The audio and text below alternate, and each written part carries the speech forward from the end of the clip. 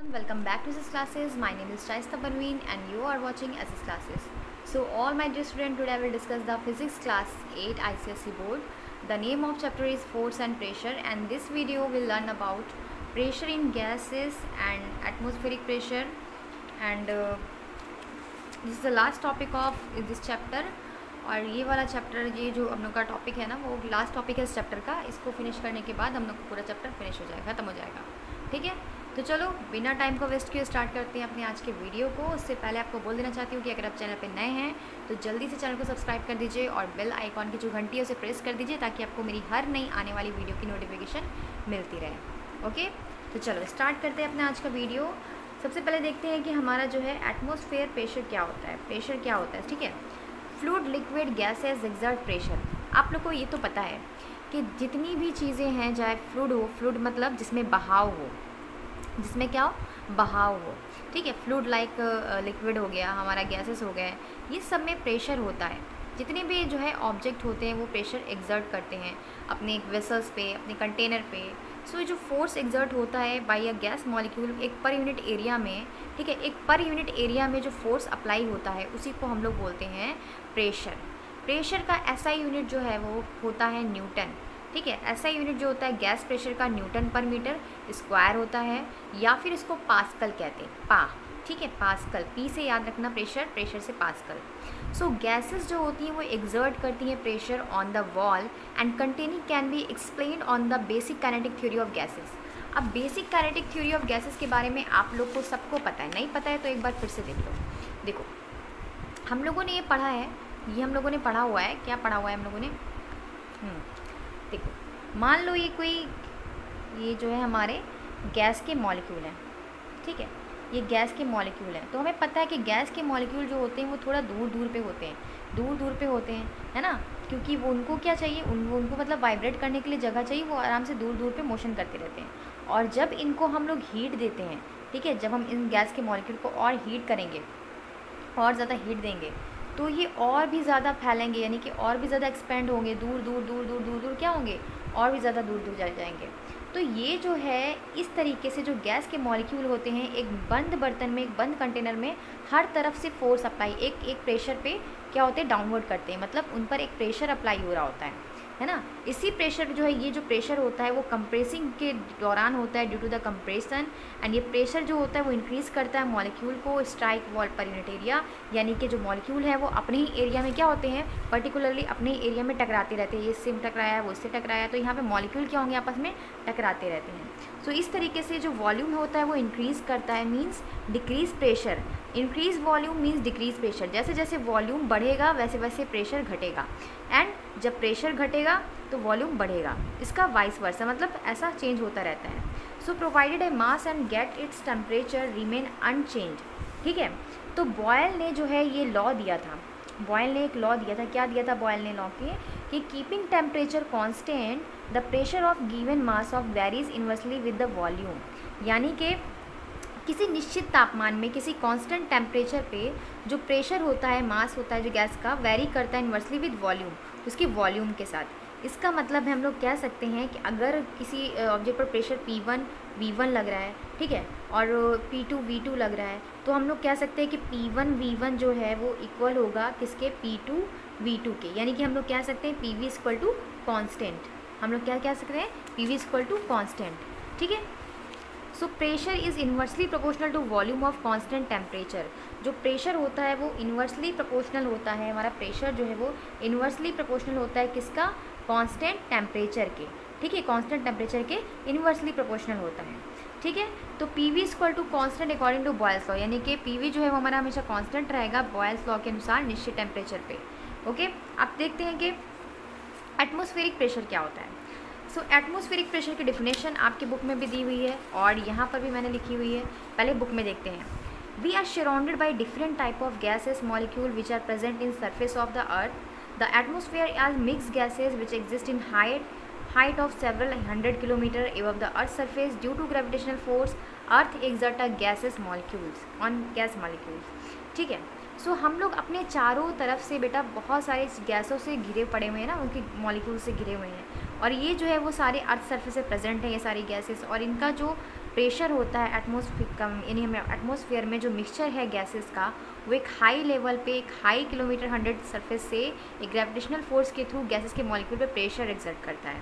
इसी प्रेशर को हम लोग बोलते हैं एटमॉस्फेरिक प्रेशर। जो फोर्स एक्सर्ट होता है एयर मॉलिक्यूल में पर यूनिट एरिया में किसी सरफेस पे अर्थ के, उसको हम लोग बोलते हैं एटमॉस्फेरिक प्रेशर।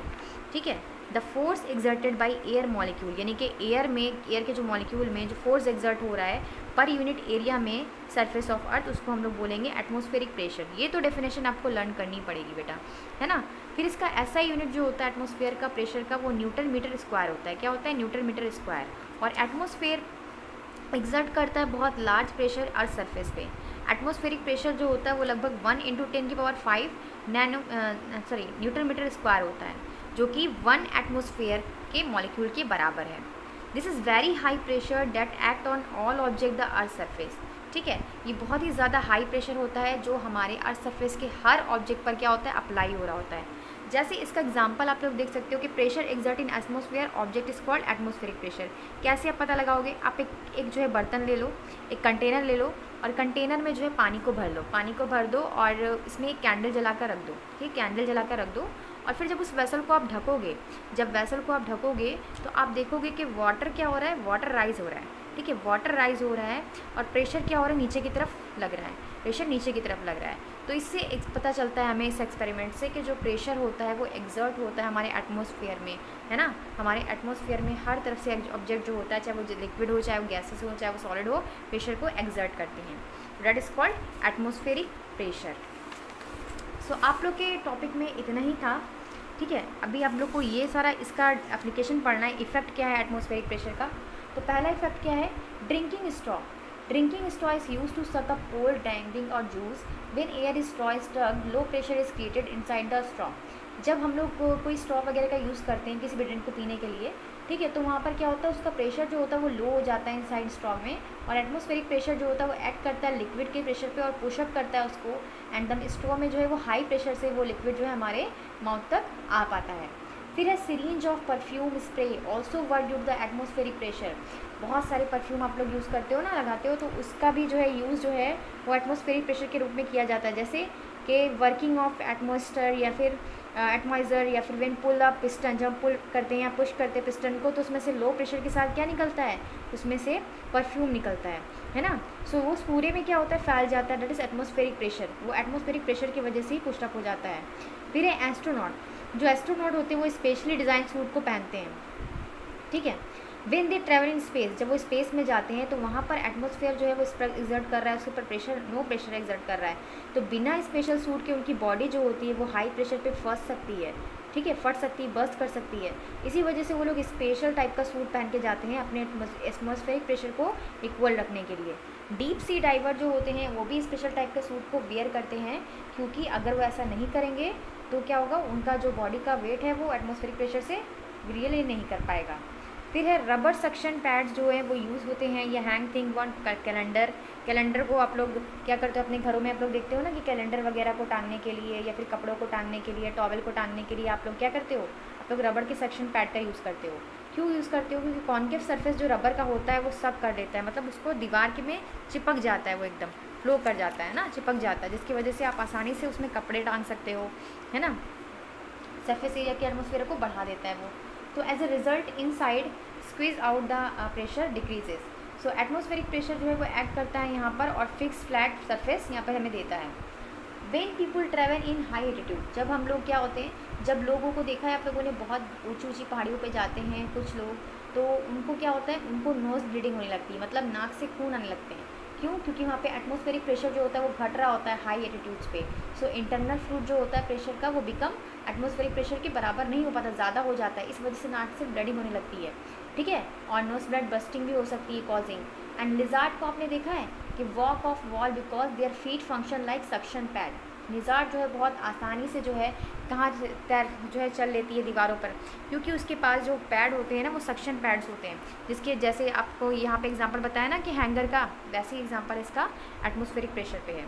तो हाई एल्टीट्यूड पे जो एयरक्राफ्ट होते हैं ना, बहुत एयरक्राफ्ट, अगर आप लोग एयरक्राफ्ट पे ट्रेवल करते होगे तो आप लोगों ने ये समस्या सुनी होगी कि बहुत सारे लोग इसका एक्सपीरियंस करते हैं कि उनके कान पॉप हो गया, मतलब ईयर पॉप हो गया, मतलब उनको सुनाई नहीं दे रहा, decrease in year pressure, year pop, balance, pressure difference inside the outside body. क्योंकि ऐसा तब होता है जब हमारी बॉडी का प्रेशर जो होता है वो इनसाइड अलग और आउटसाइड अलग हो जाता है, तो ऐसा कंडीशन हो जाता है। फिर है मेजरमेंट ऑफ एटमॉस्फेरिक प्रेशर। हम लोग कैसे मेज़र करेंगे एटमॉस्फेरिक प्रेशर को?